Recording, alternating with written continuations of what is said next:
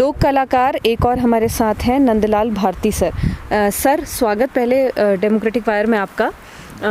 आपसे जानना चाहेंगे सर, मौजूदा परिस्थिति में अगर बात की जाए केंद्र सरकार की, लॉकडाउन लगाया, रणनीति सही लगी आपको? जिस तरीके से मजदूर सड़कों पर उतरे, सही रणनीति के तहत लॉकडाउन लगाया, क्या कैसे देखते हैं आप इसे?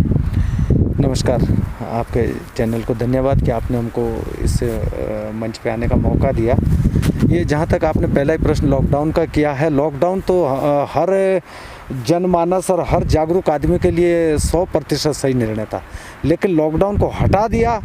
ये अब जो है कम समझ वाले लोग भी शायद ये सोच रहे हैं कि इसमें कहीं ना कहीं चूक हुई है। लॉकडाउन लगाया गया सर, लेकिन रणनीति नहीं बनाई गई, मजदूर सड़कों पर उतरे, भूख प्यास से कईयों की मौत हुई, दुर्घटना का शिकार हुए। इस रणनीति के तहत अगर सरकार देखती तो पहले उस तरीके से काम किया जाना चाहिए था।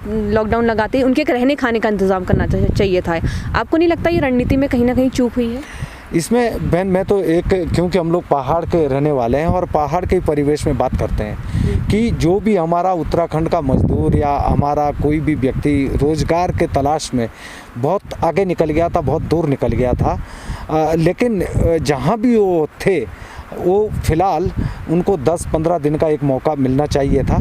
और ये चूक थोड़ी हुई है कि या तो उनको उसी समय आने की व्यवस्था कर देते, अगर वो आ जाते तो हम भुगत लेते उनको यहाँ जैसे भी था।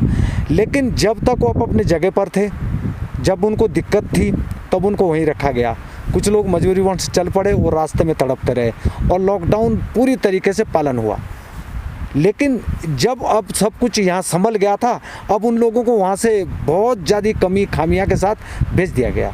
और देहरादून का ये आलम है कि आज के दिन अगर मैं थोड़ा सा भी जज करूं तो 1600 के आसपास हम लोग पहुंच गए हैं कोरोना संक्रमित के। और जब लॉकडाउन था तो ऐसा होता था देहरादून ज़िले में कभी 1, कभी 2 और कभी 2-2 दिन एक भी नहीं था, जब बिल्कुल चरम पर था ये भारत में।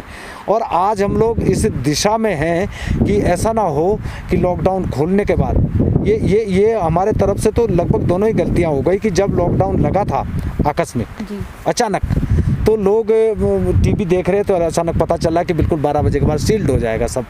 तो जो लोग दैनिक रोजगार वाले थे, रोज़ कमाने वाले थे, रोज़ खाने वाले थे, वो बहुत ज़्यादा दिक्कत में आए। और हम लोग जब उनकी तस्वीरें टीवी पे देखते थे, उनको घर के लिए चले हुए अपनी वो दहशत भरे माहौल में, बीमारी से भयभीत, अपने खाने के लिए भयभीत और मंजिल पे पहुंचने के लिए भयभीत, तो वो कहीं ना कहीं सरकार के तरफ से उनकी व्यवस्था में चूक तो हुई है। आप लोक कलाकार हैं, उत्तराखंड की संस्कृति को संजोने का काम करते हैं, लेकिन राज्य सरकार की बात की जाए, आपको लगता है राज्य सरकार ने उत्तराखंड की संस्कृति को बचाने के लिए, संभालने के लिए कुछ कदम उठाए? जहाँ तक तो कदम की बात है, पूरा विभाग उत्तराखंड में संस्कृति विभाग के नाम से जाना जाता है। उसमें दर्जनों छोटे से बड़े हमारे कर्मचारी है, अधिकारी लोग हैं, और एक मंत्रालय भी उसके नाम से है, संस्कृति मंत्रालय। हमारे सतपाल महाराज जी उसको देख रहे हैं और दुर्भाग्य से आपको मालूम है कि उनके घर में, खुद के घर में 14, 15, 17 लोग पॉजिटिव पाए गए उसके कोरोना के। सरकार, हम तो पहाड़ के लोग ये कहने में, क्योंकि मैं नेशनल लेवल पे और कुछ देश के बाहरी जगह पे भी जाने का मौका मिला है, सरकार के तरफ से संस्कृति को बिल्कुल अनाथ छोड़ दिया गया है। क्योंकि अनाथ इसलिए कि जो संस्कृति के असली पुजारी हैं, जो संस्कृति का बीज है, जो संस्कृति के असली पात्र हैं और जो हमारे पारंपरिक और लोक कलाकार हैं, उन तक सरकार कहाँ पहुँची है। ये मैं आपके चैनल के माध्यम से मतलब सरकार के भी और संस्कृति मंत्रालय के कानों तक ये बात पहुंचाना चाहता हूं। और आप भी पूछिएगा उनसे, ये मेरा प्रश्न है कि क्या उनके पास डाटा है कि हमारे उत्तराखंड में कितने कलाकार हैं? क्या उनके पास डेटा है कि हमारी कितनी लोक विधाएँ हैं? क्या उनके पास ये सर्वे है कि हमारे कितने दैनिक लोक कलाकार हैं जो अपने पुश्तैनी तरीके से इसको आजीविका के रूप में अपना व्यवसाय मानते हैं? हमारे पहाड़ों में फसलाने के तौर पे जो रबी की और खरीफ की फसल आती है, उसमें उनको फसलाना दिया जाता था, तब वो उससे अपना 6 महीना और गुजारते थे। आज वो फसलाना भी चला गया, घर से बाहर निकालना भी बंद हो गया। और दूसरी बात, कलाकार बहुत स्वाभिमानी होता है, वो इनके सामने ना फ़ोटो खिंचवा सकता है, ना हाथ फैला के दर दर पे भीख मांग सकता है, लेकिन वो मरने के लिए तैयार है। और कहीं ना कहीं ऐसा है कि कुछ लोग जो मर गए वो कानों कान खबर भी नहीं लगी। लेकिन अगर सरकार इनकी शुद्ध लें तो सरकार गांव में आए, लोक कलाकार गांव में रहता है, 2-4 हमारे राष्ट्रीय स्तर के जो मंच है दिल्ली, बम्बई, कलकत्ता या देहरादून, लुधियाना, चंडीगढ़ में, अगर वो उन लोगों को कलाकार मान बैठे कि ये लोग जो है कलाकार है, तो ये अधूरा प्रश्न हो जाएगा लोक संस्कृति का। तो लोक संस्कृति के जितने भी कलाकार हम गांव में हैं, जो हमारा असली हमारे गुरु है, गुणी है, उसके विशेषज्ञ हैं, जिनका कुछ उसके कास्ट कला के वो भी कलाकार है, कुछ वास्तु कला के वो भी कलाकार है, कुछ जो है लकड़ी के कुछ अपने देवी देवताओं के वो चिन्ह बनाते हैं वो भी कलाकार है, कुछ लोग गायन गाथा गाते हैं वो भी कलाकार हैं, कुछ देवियों की स्तुतियाँ गाते हैं वो भी कलाकार है, मंदिर बंद हो गए जो सामने भगवान की, देवताओं की, उनकी आराधना प्रार्थना करते थे वो भी कलाकार हैं, जो वहाँ पे दोनों टाइम पूजा आराधना में बजाते गाते थे वो भी कलाकार हैं। तो सरकार के पास कहाँ पता है कि कलाकार हैं कौन और कलाकार हैं कहाँ, ये बड़ा प्रश्न है। सर, आपने देश विदेशों का दौरा किया, आपने उत्तराखंड घूमा, उत्तराखंड के अलग अलग हिस्सों में आप गए हैं, क्या लगता है आपको उत्तराखंड की तस्वीर कितनी बदली उत्तराखंड निर्माण के बाद?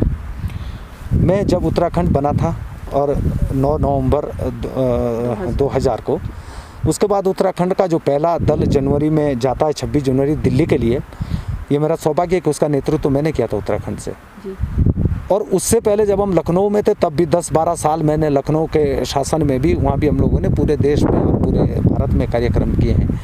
जब हम लोग उत्तराखंड में आए तो उत्तराखंड में संस्कृति विभाग यहाँ बना और हम कलाकारों को एक अपना घर मिला, तो बहुत सारी उम्मीदें हमको थी। और मैं अपनी उम्मीदों को उस पर पानी फेरते हुए केवल एक ही बात कहता हूँ कि इस जनजाति क्षेत्र में अगर एक ये सर्वे कहाँ तक सच्चा है और कितना मतलब प्योर है मैं नहीं जानता, लेकिन अंदाज़ा आपको बता रहा हूँ कि करीब 25-30% संस्कृति बची है चमोली में, 20-25% संस्कृति बची है पौड़ी में यानी गढ़वाल में और कुमाऊं में, और हम लोग करीब 60-50% संस्कृति अभी भी अपने गांव के आंगन में बचाए हुए हैं जौनसार वाले।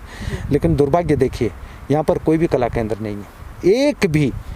जबकि अल्मोड़ा में बहुत बड़ा संगीत विद्यालय है, नैनीताल में बहुत बड़ी संगीत अकादमी है, पिथौरागढ़ में वहाँ पे संगीत केंद्र बने हैं, कला केंद्र बने। इस पूरे क्षेत्र में एक कला केंद्र नहीं, एक टीन सेट नहीं है। मैंने मसूरी में एक बार इस बात को बहुत अपनी एक हिसाब से गुब्बार निकालते हुए और रोते हुए ये बात कहा था कि हमारे जितने भी हमारे जनप्रतिनिधि हैं, हम लोगों की आप प्रशंसा मत करें उस पर मंच पे और संस्कृति के नाम पे, क्योंकि संस्कृति के लिए आप लोगों ने हमको एक टीन सेट तक नहीं बनाया आज तक। हमारे ढोल, दमाऊ, रणसिंगे, बहुत सारे बाजे हैं जो जानवरों के खाल से मढ़े जाते हैं। आजकल इस बरसात में वो कहाँ हैं, कैसे रखेंगे हम लोग उनको घरों में? हम लोगों की जो ड्रेस है भेड़ के, बकरी के ऊनों की बनती है, हम लोग उसको कैसे रखेंगे? क्योंकि वो बहुत है, वो एक दो कपड़ा नहीं होता है, वो दर्जनों का और वो होता है। उसके लिए एक अलग से एक व्यवस्था चाहिए। आज क्योंकि पश्चिमी संस्कृति की तरफ दौड़ पड़े सब और उसको जहाँ तहाँ छोड़ दिया। वो बिल्कुल हमारे अमूल्य कण अभी जगह जगह बिखरे पड़े हैं। अगर इसको संग्रह करने का कोई सकारात्मक प्रयास किया नहीं गया तो बहुत ज़्यादा दिक्कत भी होगी, और बाद में जितना मर्जी खर्चा करें, जितना मर्जी शोध करें, उसके बाद ये हाथ आने वाला नहीं है फिर। तो ये हमको पीड़ा भी है और आपके माध्यम से हम बताना भी चाह रहे हैं। एक लोक कलाकार के तौर पर त्रिवेंद्र सरकार को 10 में से आप कितने नंबर पर आकेंगे? क्योंकि मैम ये हम कलाकार लोग हैं, हम लोगों का ये अंकों का देने की ना तो हमारी हैसियत है और ना हम ये आंकलन कर पाएंगे। लेकिन इतना ज़रूर कहता हूँ कि सरकार के तरफ से योजनाएं आती है, बनती है और हम तक भी वो पहुँचती है, लेकिन वो भूमि पर, धरातल पर कितनी कामयाब हुई, क्योंकि बजट तो बना है ना, वो तो सबने देख लिया। संस्कृति पे इतना बना, कृषि पे इतना बना, पर्यटन पे इतना बना, सड़क पे इतना बना, पिडोली, लेकिन उसका जो भी कुछ आपने दिया वो बना कितना, उसका सुपरविजन, उसको देखा कितना गया, वो साकार कितना हुआ, हॉस्पिटल कितने बने, डॉक्टर अब कितने हैं। तो अगर वो प्रैक्टिकली नहीं बन पाया तो अब दोषी कौन? अगर हम इसका दोष देते हैं सरकार को, तो सरकार को जैसा अभी भी कहा कि हम लोग उनको 8 अंकों के आसपास जाके छोड़ देंगे, क्योंकि उन्होंने बजट बना के एक आंकलन करके हम लोगों को वो मदद दे दी। लेकिन निगरानी और सुपरविजन के अभाव में, हमारे जनप्रतिनिधियों की अनदेखी में और कुछ हम जो खुद है जनता, हम लोगों की लापरवाही से वो मामला जो है, जहाँ उनको 10 मिलने चाहिए तो उनको 8 या 7 में संतोष करना पड़ेगा। चलिए, शुक्रिया सर बात करने के लिए। तो लॉकडाउन को लेकर, समाज में बदलती परिस्थिति को लेकर और सत्ता को लेकर के अपने अपने वक्तव्य पेश किए। समाज सेवी, वरिष्ठ पत्रकार और लोक कलाकार अलग अलग वक्तव्य पेश किए।